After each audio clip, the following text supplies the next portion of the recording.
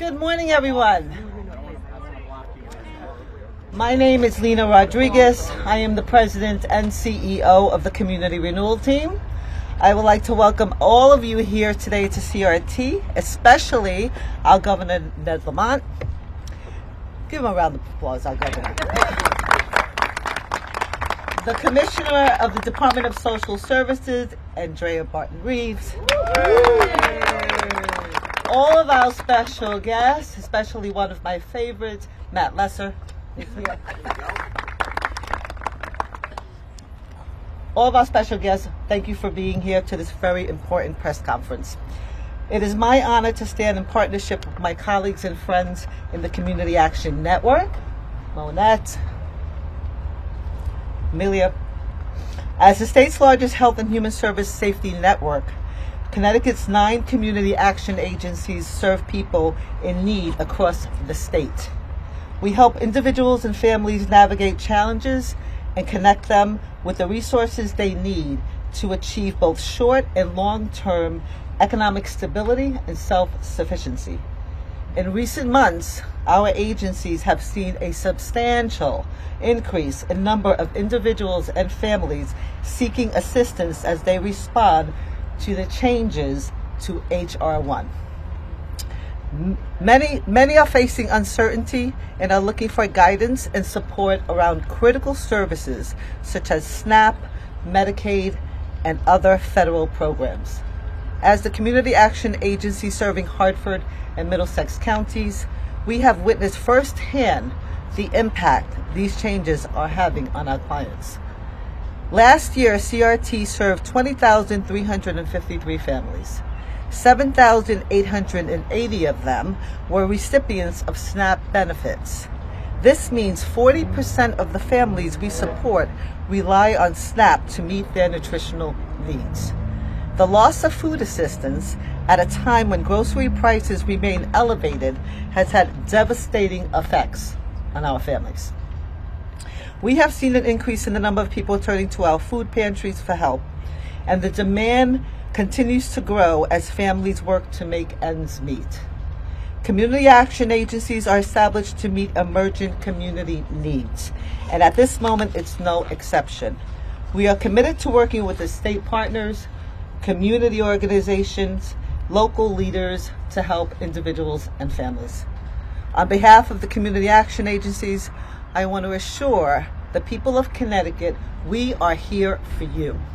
We are committed to doing everything we can to support those in need and to work collaboratively toward effective solutions. I would like to now invite Commissioner Barton-Reeves up to the podium.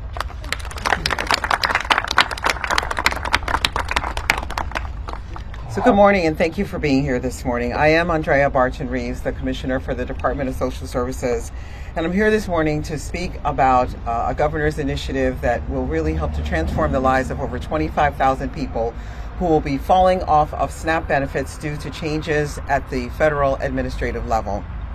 Today we're announcing a $300 grocery benefit to individuals losing SNAP benefits due to the expansion of work requirements to the SNAP population in Connecticut.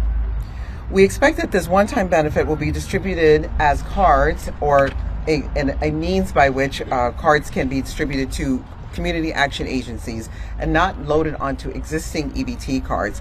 And recipients should begin to receive this benefit by August of this year. Now, I know there will be questions about eligibility criteria, but let me be very clear about this. What is happening at the federal level is really unconscionable. There are people, don't know who this belongs to, but it's fallen. Okay, there we go. There are people who have been hardworking and who have been receiving SNAP benefits as an essential benefit in their lives. And they are no longer able to have access to those benefits because of changes at the federal level.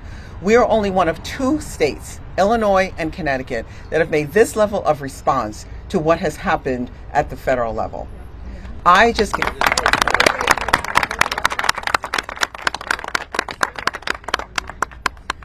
So I know that there will be some that will say, well, it's not enough. And I understand that. But we know that hunger in this country, and Jason Jakubowski can speak to that, is a persistent problem. But although it may not be enough in the eyes of some, it is far more than what has been done, and it certainly is the very first and extremely important step in making sure that the people of this state who are losing their benefits have the security that they need while we support them to be able to live the lives of dignity that they deserve.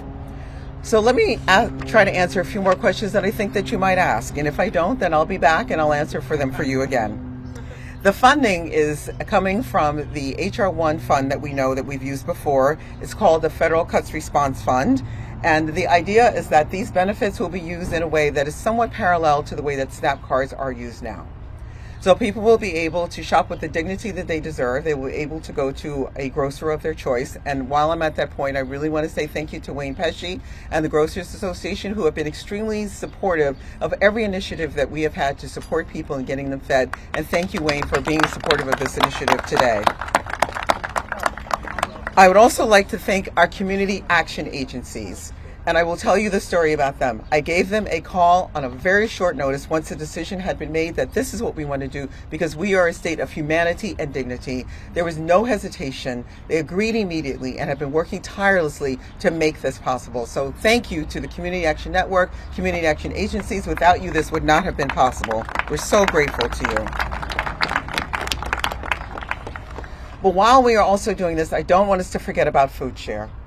Remember that during the pandemic, under Jason Jakubowski's leadership, and even now, there have been a distribution of millions of pounds of foods to needy families, and that will not end. This is not a substitute. This is additive. And as I said, hunger is a persistent problem throughout the United States, so it will continue to maybe not be what everyone thinks it should be, but it is what we can do. It is the response that people who care about other people engage in and invest in, and we are proud to live in a state that recognizes that early and does what it can as often as it can to make sure that our citizens have what they need. And so with that, I will be back to answer other questions later. Don't want to take up a lot of time, but I'm trying to figure who am I supposed to introduce next? Let's see. Senator Austin. Thank you for being here. I appreciate that. Thank you. Thank you. The most important part of the press conference has happened. Commissioner has introduced me, and I think that let's just face it. The governor's choice of Commissioner Andrea Barton Reeves as a leader of DSS is one of the very best decisions because she and I have often talked about issues that happen amongst communities, and she always recognizes those that we are here to support, those that have the least of everything. And I can't thank her enough for all that she has done. She is just a simply wonderful human being and understands that when she says that we're one of two states, that recognizes that the governor recognizes what's going on. And it's important for us to provide supports for those that are being removed from food benefits. SNAP is an acronym for supplemental nutrition, but let's just say what it's about. It's about feeding people, feeding families, feeding children, feeding elders. That's what it's about. And for all of us, and I've often said this, for me in particular, having the ability to give people food when they are hungry is a basic need, and I am so happy that this is coming forward today. Thank you very much, and I am turning this over to Senator Lesser.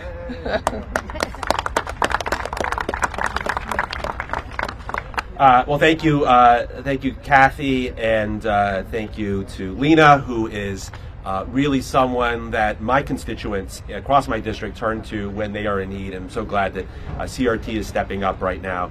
And of course, Commissioner Barton Reeves. I think Kathy stole my line, but after marrying Annie, Governor, I think this is a close second in terms of good decisions you made as appointing Andrea Barton Reeves to be your DSS commissioner in terms of good decisions you've made in your life. But we are so grateful for the team at DSS, and in fact, I was just on the phone with a senior DSS staffer yesterday who had gave me a little a little nudge. She said, "You're the reason we were working late on a Sunday putting this together." But she was good-natured about it, and I think the important thing is that this is an agency that cares about people, and they are there to serve the people of the state. I've gotten to work with them very closely as Human Services Chair, and I'm in awe of the work that not just Commissioner Barton-Reeves, but her entire team at DSS does to take care of the people. Look, I live in the north end of Middletown, which is one of the poorest neighborhoods in the state of Connecticut. And in my neighborhood and across the district that I represent, we have seen the devastation that the MAGA Republicans have brought to this country and are doing through H.R. 1.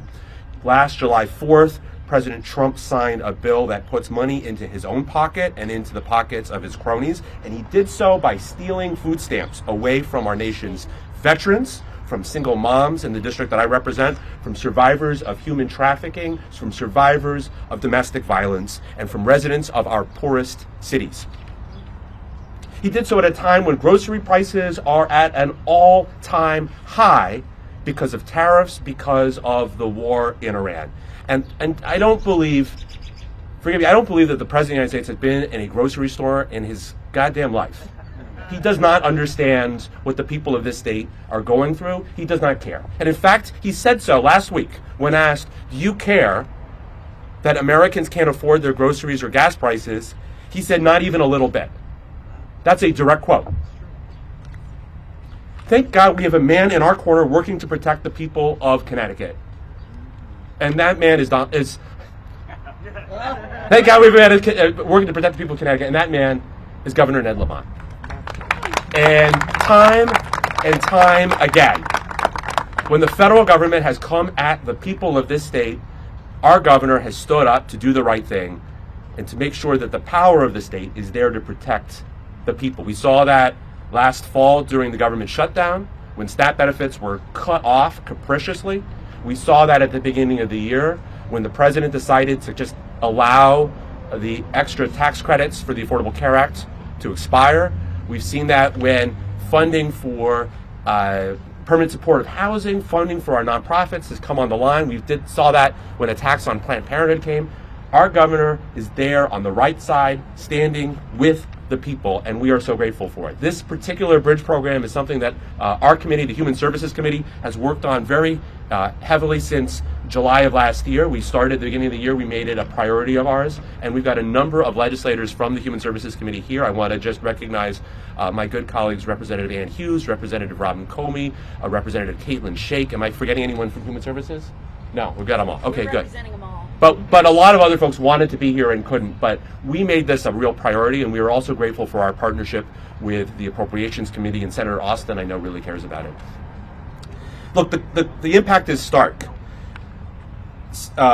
In January of 2025, when President Trump took office, there were 378,000 people on SNAP in Connecticut. Today, that number has dwindled to 308,000. There's an 18.5% decrease in SNAP enrollments. And it's not because we've had an 18.5% increase in number of jobs. What we are seeing is a real cut to programs that benefit people, and that is really hurting the most vulnerable. And these are not folks who are only dealing with this one issue. They're also seeing higher prices for gas and for rent and for health care and all of those issues. And this is as a result of policies coming out of Washington. So this support that the governor is providing couldn't come at a more needed notice. It is going to go directly to these agencies that are going to be working directly with our constituents to get them back qualified for SNAP or into jobs that provide them enough. But it is an important bridge, and we're here to support you, Governor, and make sure that we can continue to do what we can to address hunger in the state of Connecticut. Thank you.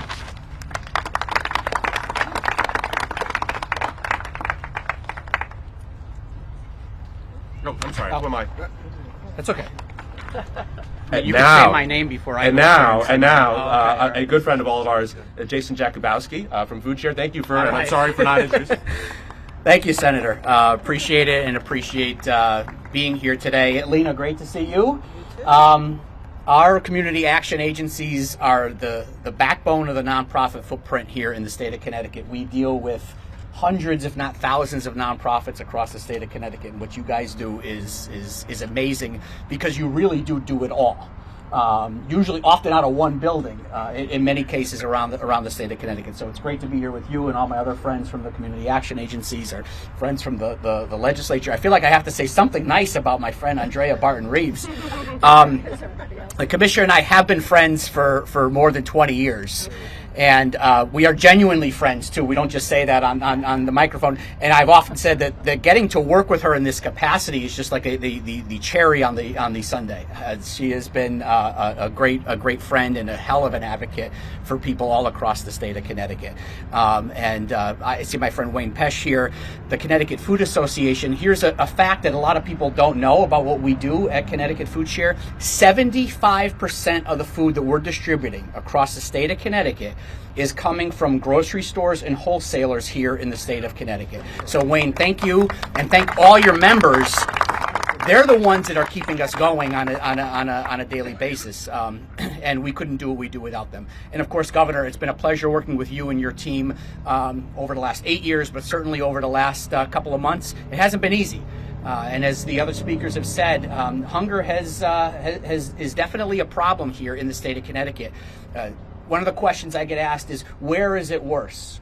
There's not one spot here. And I see legislators from literally all over the state of Connecticut. There is not one legislative district in the state of Connecticut that is not affected. There is not one town in the state of Connecticut that is affected by this. And we serve all 169 towns, whether it is Bridgeport or whether it's little tiny Union. We are all across the state of Connecticut. It is a widespread problem. People will often ask me, and by the way, what the governor is announcing here today is a great step forward. People often ask, I was asked by a media outlet last week, is that type of thing the best possible solution? No. You know what the best possible solution is? And I was just having this conversation with some of my friends over here before. Let's be honest, the best possible solution would be for Congress and the President to reverse the cuts that they made in H.R. 1 last year. I mean, that is, and by the way, a shout out to Connecticut's own Congresswoman Jahana Hayes, who has bills in front of the U.S. House of Representatives to be able to reduce those cuts. When you cut SNAP, not only are you hurting families, not only are you hurting children, you're also hurting the economy. Wayne can tell you that anywhere from 10 to 15% of grocery store revenue comes from the SNAP program. It's a cut that makes no sense, but it doesn't surprise me because it's coming from people who clearly have no idea what people are relying on a daily basis. So that's what we should be doing as a nation.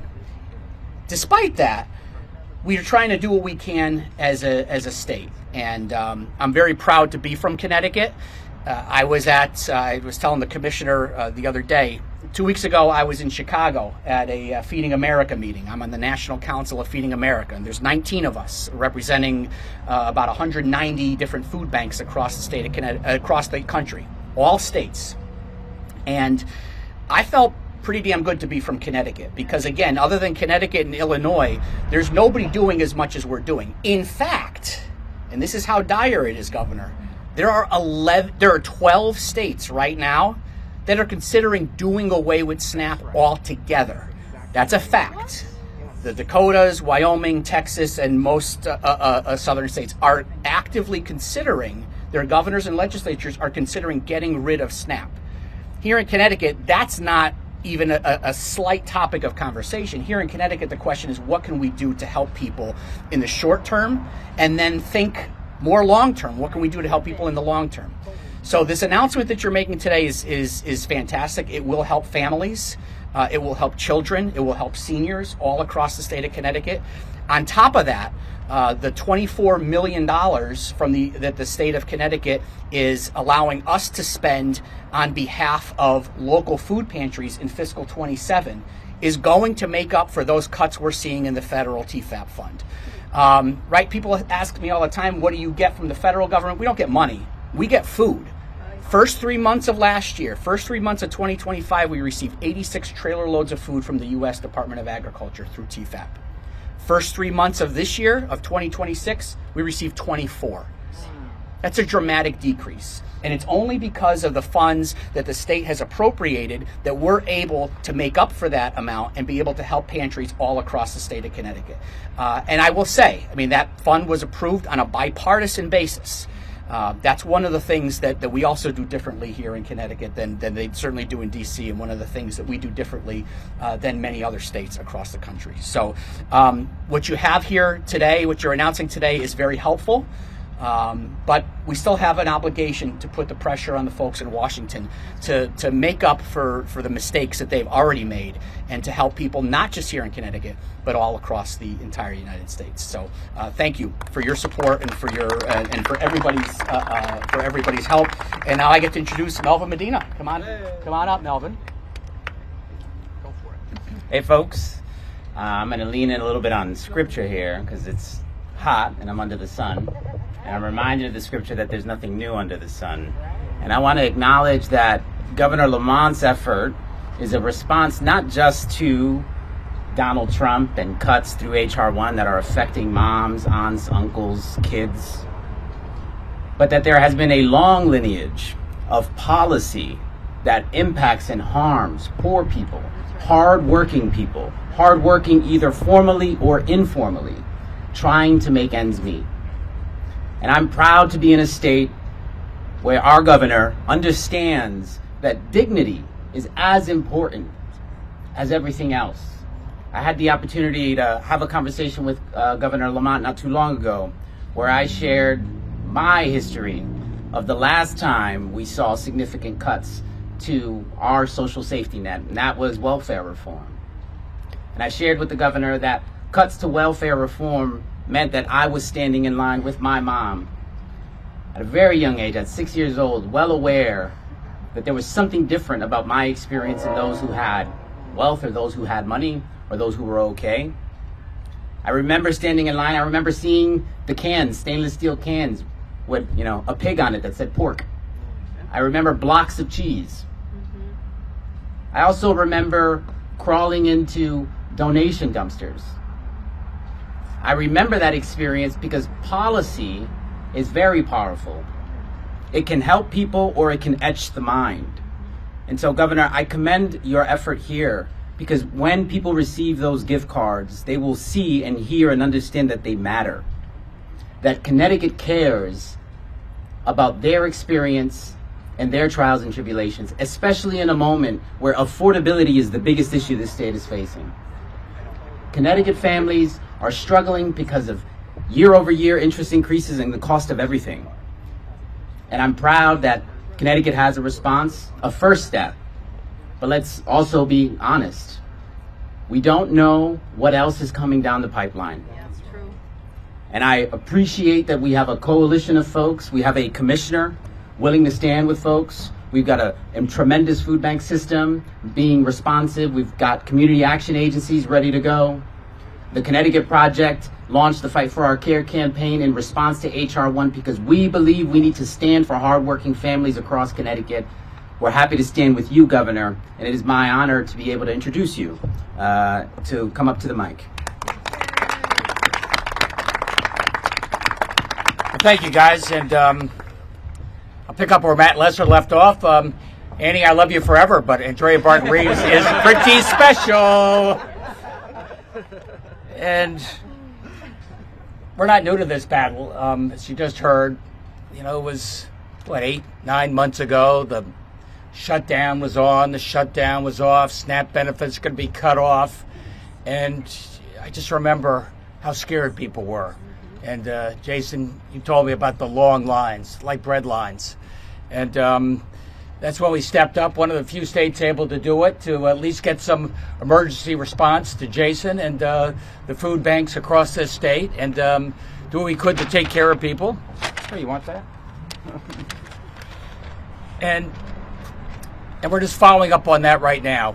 We knew we had to be able to respond pretty quickly, and that's why, thank God for our folks in the legislature making sure we had this emergency response fund, just in case things like this happen again and again and again. And they keep happening.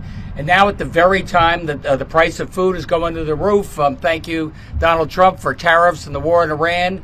At the same time, he's cutting back on all the food shipments to Connecticut Food Share and other places, just at the very time that people are really worried about where their next meal is going to come from. This gives us an opportunity to help step up and help people in this incredible time of need. And now what are they doing? Now it's not necessarily cuts. They're not as explicit and mean-spirited as to say that, but it's death by red tape. They're just driving people crazy. They're just putting up one roadblock after another, making it more difficult for you to be able to get the food you need to be able to feed your family. And look, when it comes to permitting a coal plant, let's accelerate the regulatory process and let's do permitting reform. When it comes to poor families and working families just trying to take care of their kids and make sure they have a meal that they can count upon, we're putting up all these incredible roadblocks. So what this $300 gift card is about is allowing CRT and others to reach out and make sure everybody that thinks they're getting cut off, and as you heard Andrea says, it looks like it's about 25,000 folks now, everything we can to make sure you can demonstrate the employment, help you figure out all that burdensome paperwork they're putting in front of you so you can get back on SNAP and make sure that we're able to take care of people. And then, Kathy and Matt and others, if we find that's not good enough, we'll be sitting back together with the legislature to see what we can do on a more permanent basis. Some people are just getting cut off. It was incredible to me. Veterans, sorry, used to be taken care of, no longer. Homeless kids in foster care getting, moved out at the age of 18. No longer you're going to have to prove the hours you do. You're a mom and you're taking care of your mom and you're trying to put in the hours and also be able to feed your kids. We're going to do everything we can to make sure that you're eligible for SNAP, and if you're not, we're going to make sure that we're able to take care of you. That's what this day is all about. And I'm really proud of Connecticut. And I want to thank each and every one of you. As you heard before, most other states are saying tough luck, blame it on Trump. Nothing we can do. Here in Connecticut, we're stepping up and looking out for you. That's what today's all about. Thanks, everybody.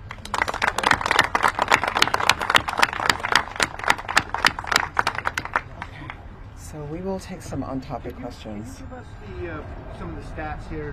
We heard 25,000 people. Yeah. Last fall, you made a presentation, 36,000, I think to 42,000. I think at one point were mentioned as possibly being affected by all the changes.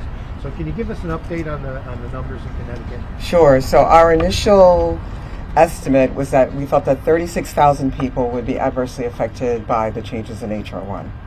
What we've been able to do over time, and the governor made mention of this, is that there are categories of exemption, even though many of them have been either reduced or eliminated, that we believe that people could go into so that they wouldn't have to suffer the effects of these changes. And so now that number of people that we think cannot fit into any of the exemption categories is about 25,000, and those are the ones that will now have an opportunity to avail themselves of this grocery card benefit. How many? What is the current monthly benefit number? So it depends on the size of the family. It all depends. Our average monthly benefit, I'm looking at Debbie Kaminsky Power. It's about $109 per person. I was going to say about 100. So I wasn't. 190. Per person. Yeah, per person per household. Sorry, Yeah, say per person. 109 or 190? 190. One that. Oh, 190. 190. Okay. Right.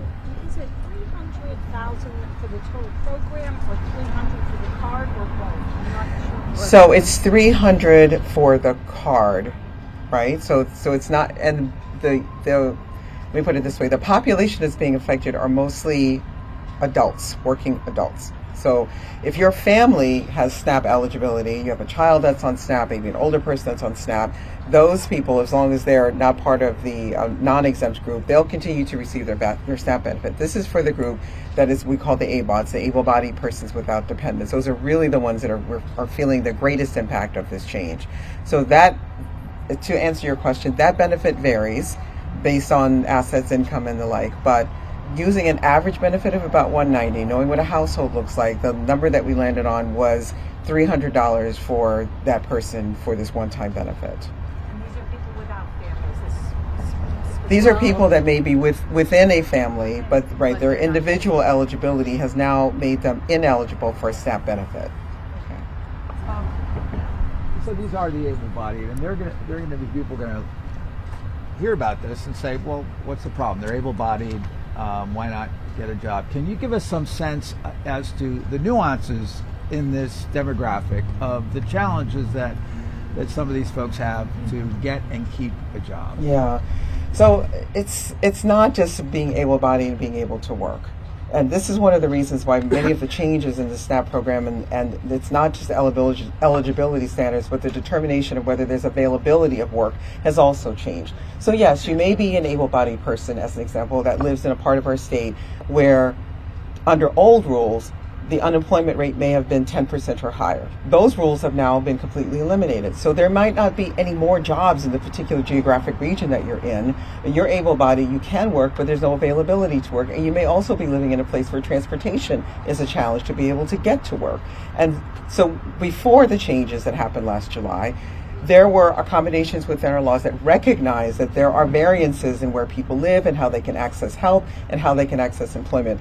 All of those variables and those variances and all the conditions that had existed before, those are all gone. So that is why it's not as simple to say, and in some instances it can be a rather reductive argument to say, well, you're able-bodied, you can work. But if you only have one major employer within a 25 or 30 mile radius, they're not going to employ every single person who can work, nor may they necessarily have the concomitant skills or requisite skills that are aligned with the jobs that are available, which is why SNAP was more nuanced and recognizing of the ways in which people work and where they live. And those nuances don't exist anymore, and that's what's going on. And without this, they would just be cut off. Without that, they are being cut off.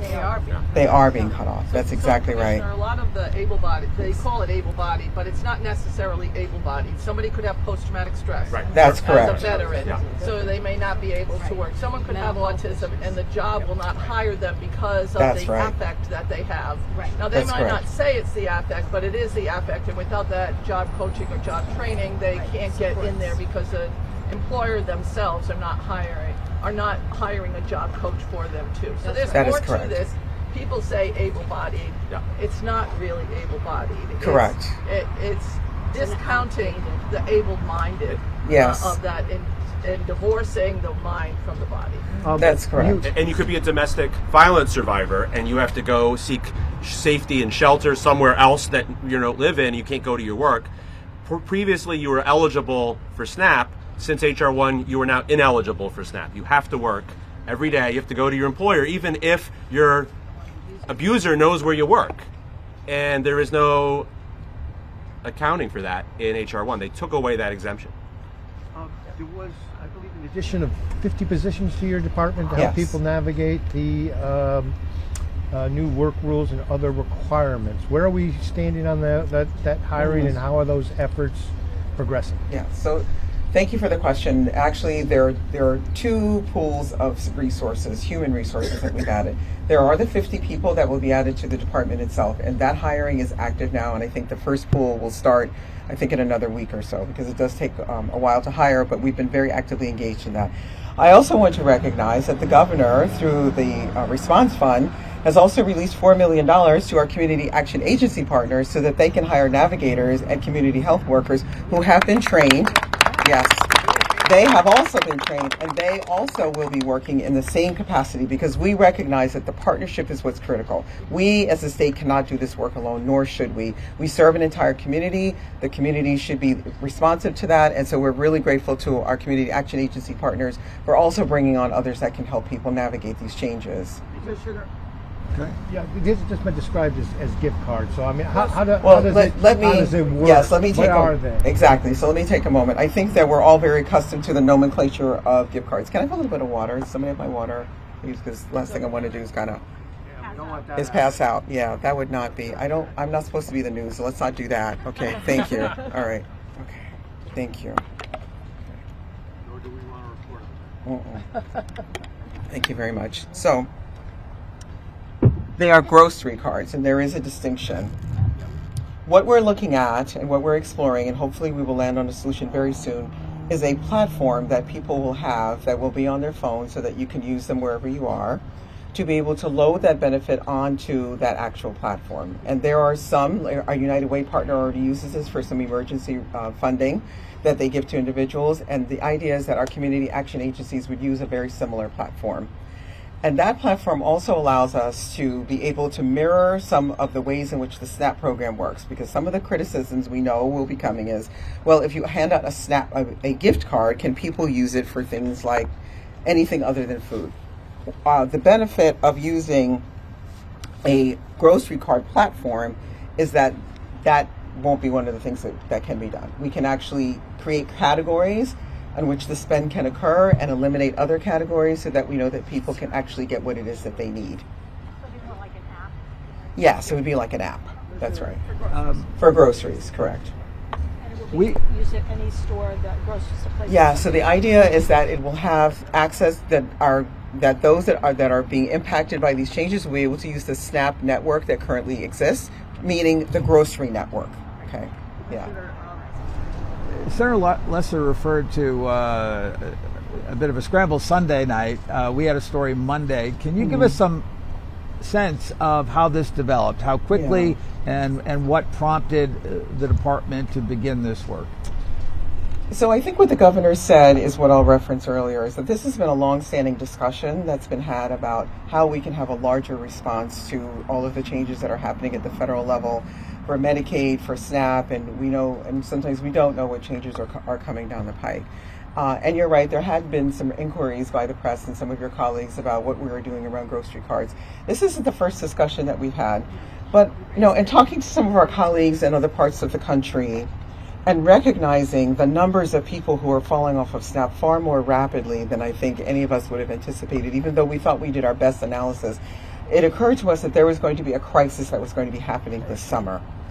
And in order for even a greater crisis that had already been happening before, and that we were going to see an even more precipitous drop of people happening over the next few months. And it was that really precipitated the very quick move to make this happen sooner rather than later, knowing that there's also a ramp-up time. And as I mentioned, we would like to start, and our goal is to start being able to have people have access to this benefit in August. That means there has to be time before that in order to plan and get things loaded and get things running the way that we want them to. But that and then running it in conjunction, we hope, at least in part, with the summer EBT program seemed to make the most sense to us, so that there could be an array of services that can support families that are receiving supplemental nutrition. And that's how we got to now. I have a question for the governor. Governor, in your remarks, you mentioned working on a permanent solution. Back when this fund was being discussed and when it's being created, and since then you've made clear that the state can only do so much. There was talk of establishing a state-level SNAP program, and then there were discussions of the difficulties and the intricacies involved in that. So when you say working on a more permanent solution, what do you mean? First of all, let's make sure that everybody who is eligible for SNAP will make them eligible, and we take full advantage of that, since that's paid for by the federal government. That's our priority. That's what we're trying to do, right now. Going forward, there's some folks that may be just left aside. I think you heard Matt and Kathy describe some of those folks that maybe are never going to be eligible for SNAP. Then the question is, how do we take care of them on a more permanent basis? I'll be working on that, over the course of the next year. I'll tell you just one other thing. It's one thing for this federal government, this White House, to be mean-spirited, but they're also incompetent. And I'll tell you what I mean by that. I mean, it's one thing to say, boy, I'm going to hold people, to work rules and eligibility. I told you what a bureaucratic nightmare that is putting people through. And I tell you, it's costing us tens of millions of dollars to make sure we get that right, because they're going to penalize us if we don't get it right. And DOJ said, I'm going to get rid of waste, fraud, and abuse. All they did was say, hey, we're going to penalize Connecticut if they don't enforce things going forward. And then you say, all right, well, they got employment verification and SNAP. They also have it for Medicaid. Maybe we can do those together. No, two very different sets of criteria. Twice the work we've got to do to make sure people are eligible. It's mean-spirited and dumb. Governor, just to follow up on Paul's question, that legislation that was proposed this year, I think the number was like $40 million to put into what would have been a state-run SNAP program. So would a long-term solution be putting more money making this more than a one-time payment, or are there other ways that you think you could help these people long term? Those are all things that we're going to take a look at. But let's first of all see what the numbers are and see how many people we can get back onto the SNAP program, which is paid for by the federal government. That's our first priority, but we're not going to leave people behind. You've mentioned that you've had bipartisan support in the past for some of these initiatives. Do you think you'll get that this time with what's happening here? Want to speak to that, anybody? We certainly had bipartisan support in the House when it came to, the Trump relief program we did just for emergencies just like this. Yeah. And a lot of the people who are losing coverage it's not just in Middletown and Hartford, New Haven, Bridgeport. It's in every community in the state, and in places like Torrington and Winstead and up in northeastern Connecticut and all across the state. People are being impacted. A lot of older folks who are just under the age of retirement. Parents of kids who are over 15. There are a lot of folks who are being impacted around the state. This applies to Republicans and Democrats too. The president does not care, and he's not looking at people's registration. I just wanted to also respond to this question from Paz. Look, my job, I'm the chair of Human Services, and my job is to push the state to do more for human services. That is what I do every day. I wake up and I figure out how can we do more to help the folks in the state who are in need. And so sometimes the sausage making is a little rough, but I want to be really clear. When I grew up, my mom had a line that she used over and over again, which is, don't confuse the firefighter with a fire. And the fire right now is the crisis in Washington. It's H.R. 1. It is the cruelty of the MAGA Republicans in this administration. And we have a governor who wakes up every day and says, what can I do to protect the people of the state of Connecticut? And I'm very grateful for that. We always try to figure out how can we do more? What can we do with the resources the state has? What can we do that's sustainable and fiscally responsible? We'll have those conversations. But the firefighter right now is Governor Ned Lamont. And we're very grateful that he has our back, and he has it each and every day. I'm very grateful for that. Just a few more questions if there are any. Is there any concern about some kind of penalty or sanction from the White House, whether it be targeting the SNAP money that comes in or some other way where the federal government can say, we don't support this program? No, absolutely not. No, I would say no. And I think to answer the question that was posed earlier about bipartisan support, I can speak directly to that because during the government shutdown in November, I heard from legislators on both sides of the aisle because hungry people live in every single city, town, municipality, hamlet in this state. So there is nothing but bipartisanship when it comes to solutions for hunger. That's true. Okay. I think we're good. Thanks, Thank you. everybody. Appreciate it. Thank you.